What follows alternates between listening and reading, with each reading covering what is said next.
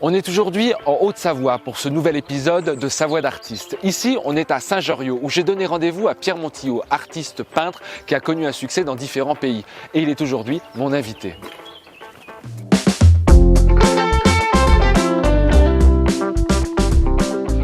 Bonjour Pierre. Bonjour. Comment tu vas? Très bien, merci. Bon, alors on est ici à Saint-Joriot en Haute-Savoie, chez toi. Oui. Tu es attaché à la région? Ah bah oui, c'est une belle région avec le lac d'Annecy, les montagnes.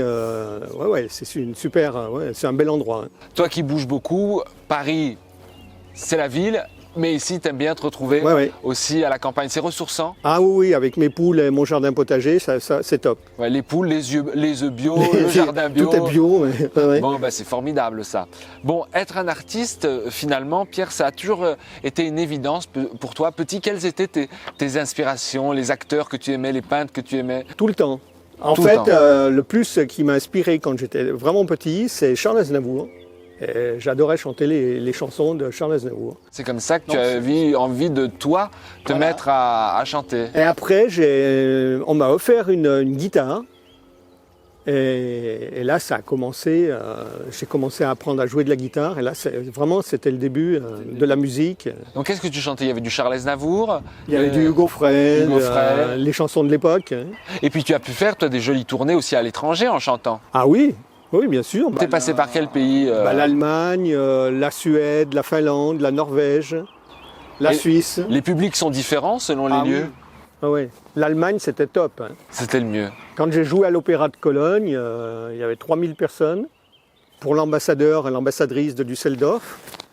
Et là, c'était top. Puis il n'y avait pas de micro, on chantait sans micro. Oui, a cappella. A cappella. Donc il fallait donner de la voix. Il fallait donner de la voix avec la guitare et sans micro. Tu en gardes un bon souvenir de tout ça? C'est extraordinaire.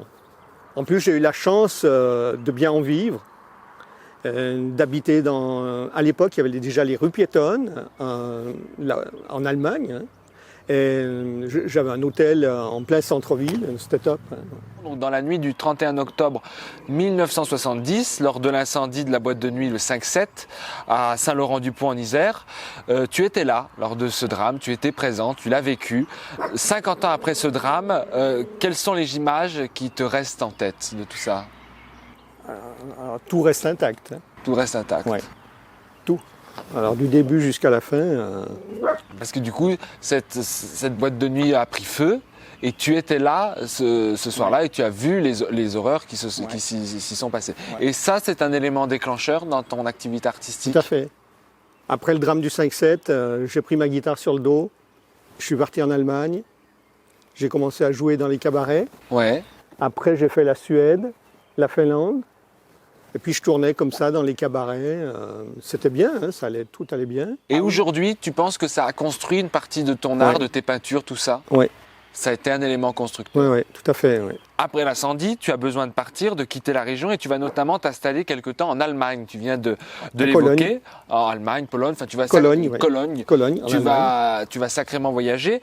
Et un jour, c'est en Allemagne, si je ne me trompe pas, Alain Delon te repère lors d'une réception à l'ambassade et te dit, je cite, que tu as une gueule et que tu devrais faire du cinéma. Ouais. Quelle a été ta réaction à ça? À l'époque... c'est pas comme maintenant. Maintenant, on a les réseaux. Dès qu'on a une photo avec une star, on se met vite sur les réseaux. Nous, pour moi, à l'époque, c'était normal. Je voyais pas de... C'était dans l'air du temps. C'était dans l'air du temps, c'était normal. C'était ma carrière, ma vie. En fait, oui, il me dit, t'as une gueule, viens faire du cinéma à Paris, je te donnerai un coup de main. Puis je l'ai écouté. C'est gratifiant de recevoir ça de la part d'Alain Delon. Oui. Surtout en Allemagne. Je donnais un concert à Cologne, à l'Opéra de Cologne. Et à la fin du concert, il était là, et il est venu me voir pour me dire ça. Et il était comment? C'était impressionnant d'être face à Alain Delon ou c'était dans l'effervescence? Très très très gentil, amical, vraiment on avait l'impression de se connaître depuis très longtemps. C'est drôle ça. Bon, et donc tu suis ses conseils finalement un petit peu, et donc tu décides de monter à Paris et de jouer la comédie. Est-ce que le métier de comédien ça t'a plu, même si tu m'as dit que le théâtre et la tournée c'était pas ce que tu préférais? Alors au début j'aimais bien. Et puis quand on commence à faire les tournées, qu'on tourne sur toute la côte ouest de la France, puis le sud de la France et une partie de la Suisse et de la Belgique, 3 mois de tournée, c'est très fatigant. C'est épuisant. C'est épuisant, c'est des hôtels, presque tous les jours on change d'endroit. On n'est pas forcément, on s'entend pas forcément bien avec toute l'équipe, parce qu'on part quand même, on est une trentaine à peu près, avec les techniciens, les décors. C'est pas évident. C'est pas évident. Mais cette expérience de comédien t'a plu quand Oui, même? Tu en bien gardes un sûr, bon souvenir bien de cette sûr, J'ai période-là? rencontré plein de personnes. Thierry Moulnier a fait une pièce, le profanateur Oui. de l'Académie française, Thierry Moulnier Tout à de fait. l'Académie. Quand j'ai joué sa pièce à Versailles, il m'a dit jamais j'avais pensé en écrivant ce rôle qu'il allait être joué comme ça. Il m'avait félicité. Hein. Parce que à Paris, justement, tu fréquentes de nombreuses personnalités. Donc, on a parlé d'Alain Delon, mais tu fréquentes aussi Jean Marais, Dave, Mimi Mati, Jean Gabin, Lino Ventura. Quel souvenir tu gardes de finalement ces années-là et de toutes ces rencontres qui finalement t'ont forgé, ont créé l'artiste que tu es aussi? La gentillesse de ces personnes, de ces grands comédiens, la simplicité, ça c'est le. Alors que maintenant, ça C'est plus compliqué. c'est plus compliqué. Hein. C'est plus compliqué. Et donc, finalement, dans cette période-là, tu t'es pas rendu compte forcément de Non. ce que tu vivais. C'est maintenant, Non. avec le recul, Non, que tu parce prends que- conscience. Tu vois, je discutais avec Jean Marais, comme on est là tous les deux, Ouais. et pour moi c'était normal. Oui, c'était l'époque qui voulait ça. C'est l'époque qui voulait ça. Maintenant, si on discutait avec une star, c'est différent. C'est différent. Ouais. Et donc l'envie de peindre, elle t'est venue tout de suite après ce drame du 5-7 où tu es d'abord parti et petit à petit tu t'es dit que tiens, tu pourrais toucher à la peinture. Alors, j'habitais Montmartre. La ville des peintres. Voilà, la ville des peintres, et j'étais souvent place du Tertre. Et je me suis lié d'amitié avec beaucoup d'artistes peintres de Montmartre. Et ils m'ont appris la technique directe. On peint très très vite pour les touristes. Hein. Et puis ils m'ont appris, puis un jour je me mets à peindre, je commence à peindre, je fais une petite collection, puis j'ai fait une expo à Paris. Et c'est là que je me suis dit, c'est dingue. Je fais une exposition, place Beauvau, en face de l'Élysée. Et ma surprise, Jean Marais, Mimi Mati, Dave, enfin des stars au vernissage, un truc de fou, Qui était venu. qui étaient venus. C'est gratifiant ça pour le travail Bien, aussi qu'on ouais. fait. Ouais. Et c'est là que je me suis dit, punaise, la peinture, c'est top. Et ça t'a plus jamais quitté. Et depuis, j'ai jamais arrêté la peinture. Est-ce qu'on peut dire que l'art finalement et la peinture notamment t'ont aidé à te reconstruire de ce drame que tu as vécu, qui a été terrible, il y a eu des morts, il y a eu tout ça. Est-ce que l'art finalement ça n'a pas été ton miracle à toi? Si, bien sûr. Si. Sans ça, je sais pas où j'en serais. Hein. Je suis un peu tombé tout de suite après, je suis un peu tombé dans l'alcool. Et toutes ces choses-là, les travers finalement. Les travers. Et c'est l'art qui t'a sorti de tout ça. Ouais. Ça, c'est une belle victoire quand Ouais, même. c'est une belle vie. C'est vrai, oui. C'est une belle victoire. Puis c'est vrai que ma petite copine à l'époque, bon, elle est morte. Elle est décédée C'est dans... elle qui m'a sauvé un petit peu, hein, puisqu'elle m'a demandé d'aller lui chercher un verre de martini au bar. Et c'est ce qui m'a sauvé. Oui, tu y es allé. J'y suis allé, Et toi, tu as pu t'échapper. j'ai pu m'échapper. Et elle, non. Elle est restée. Ouais. Donc c'est un drame qui finalement, où l'art, tu as eu besoin de l'art pour Si te j'avais pas eu sortir. ma guitare Et ces rencontres, et toutes ces rencontres, les rencontres, ouais. C'est tous ces gens-là qui m'ont aidé. Hein. c'est une belle victoire. Tu as ton style qui est bien à toi. Tout à l'heure, on était dans l'atelier ensemble et tu m'expliquais pas mal de ta façon de faire, comment tu peins. Est-ce qu'on peut dire que ta marque de fabrique, comment tu décrirais ta marque de fabrique en quelques mots? Là maintenant, la peinture que je fais actuellement, que tu fais actuellement. c'est assez léger, hein. C'est assez dépouillé. Puis c'est ce qui plaît, c'est ce qui est dans l'air du temps. Hein. On parlait de modernité tout à l'heure. Ouais, je suis beaucoup la mode. Hein. Je suis les grands couturiers. C'est vrai qu'on regarde que Dior se sert beaucoup du noir, Oui, et toutes ces choses-là. noir et rouge. Hein. Toi, tu es beaucoup dans les couleurs, le blanc, le gris, le noir. Tu aimes particulièrement le gris. Oui, le gris parce qu'il apporte beaucoup de lumière. Et le noir aussi, pareil. Hein. Et avec le blanc, ça apporte beaucoup de lumière à la toile. Je me trompe si je dis que finalement, la peinture, pour toi, c'est un moyen pour toi d'exprimer le bonheur avec simplicité et élégance. Est-ce que Ouais. j'ai juste si je dis ça? C'est tout à fait juste. Ouais. Parce que finalement, il y a une grande élégance dans ta peinture et à la fois une simplicité C'est qui simple. met tout ça en relief. Ouais. Mais tu sais, plus c'est simple, plus c'est difficile. Hein. Eh oui. Combien de temps tu passes en moyenne sur une toile? Ça varie? Ça varie, ça dépend. Si je fais un lac avec un bateau, c'est rapide. Après, quand je fais des centres-villes ou des bâtiments, c'est plus compliqué, c'est plus long. Hein.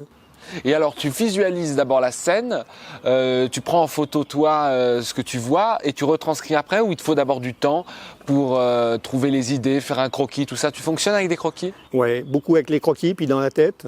Dans la tête. Tant que le tableau n'est pas terminé, dans ma tête, je le fais pas. Et alors, on discutait tout à l'heure, et pas mal de tes œuvres, enfin 2 de tes œuvres, ont été à l'Élysée. Ouais, Mitterrand. Alors, Mitterrand et Jacques Chirac. Jacques Chirac, ouais. Et alors, c'était une fierté d'aller à l'Élysée. C'est toi qui es allé à l'Élysée leur C'est moi remettre qui le suis allé tableau. remettre le tableau à l'Élysée. Bon, et quel souvenir tu gardes de ça? Extraordinaire. Parce que quand on passe la porte de l'Élysée, c'est impressionnant quand même. Hein. Et quand on rentre, alors quand on a passé la porte d'entrée, puis qu'on rentre, qu'on monte les quelques marches, et qu'on rentre dans l'Élysée, là c'est top. Et puis c'était gratifiant de se dire que ces tableaux étaient... Puis j'ai assisté à une soirée à l'Élysée avec M. Chirac. C'était extraordinaire. Hein. Tes tableaux, ils sont distribués à des gens connus, inconnus, Moins connus. connus, toutes les personnes. Toutes les personnes. Ouais. Toi, le lien aussi que tu as avec finalement ton public, de ces œuvres qui viennent voir, tu aimes ça, échanger avec les gens, discuter autour de la peinture, ce qu'ils ressentent, ce que toi tu essaies de transmettre. Bien sûr.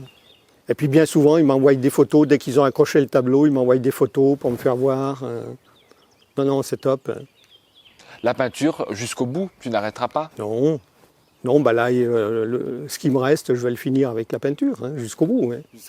Et tes inspirations, donc on a dit la ville, les bords du lac, ici où tu vis. C'est un peu ici. Hein. Oui, et tes inspirations, tu les trouves au quotidien. Au quotidien, et puis les rencontres hein, aussi, des fois des petites critiques qui me font changer, toi, des petits trucs. C'est toujours intéressant d'avoir des critiques bien ou pas bien. Hein. Ouais. De pouvoir avancer dans le travail voilà, grâce à ces critiques. Voilà, ouais. Bon, en tout cas, c'est formidable. Et donc, on peut rappeler que tes œuvres sont exposées à partir du 6 mai jusqu'au 25 juin à la galerie de la Tour Lombarde, dans le canton du Valais, en Suisse. D'autres expositions sont à venir, Pierre? Oui, après, il y a Lausanne, les galeries de Lausanne, au temps qui passe.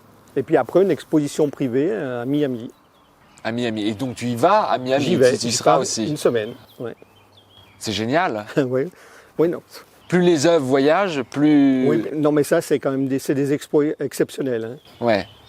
C'est pas tout le temps. Hein. C'est pas tout le temps, mais quand ça arrive... Quand ça arrive, c'est bien. Ouais. En moyenne, combien d'œuvres tu exposes dans une galerie?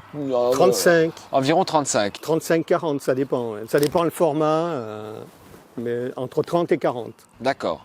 Bon, et on le rappelle, on peut également te retrouver sur tous tes réseaux sociaux parce que tu es une personne connectée, que ce soit Facebook, Instagram, il y a aussi LinkedIn. Que tu me parlais. Il suffit de mettre Pierre Montillot et on retrouve tes œuvres, ton actualité, et puis tu partages beaucoup de tes nouvelles créations. Ouais, c'est gentil, super. Bon, et puis les gens peuvent aussi venir ici, chez toi, à Saint-Loriot, pour découvrir l'atelier et les peintures que tu y fais. Tout à fait. Bon, c'est formidable. Continuons de peindre, continuons de créer, il n'y a rien de plus beau. Tout à fait, c'est gentil, Antonin, merci. Merci Pierre. Merci à toi.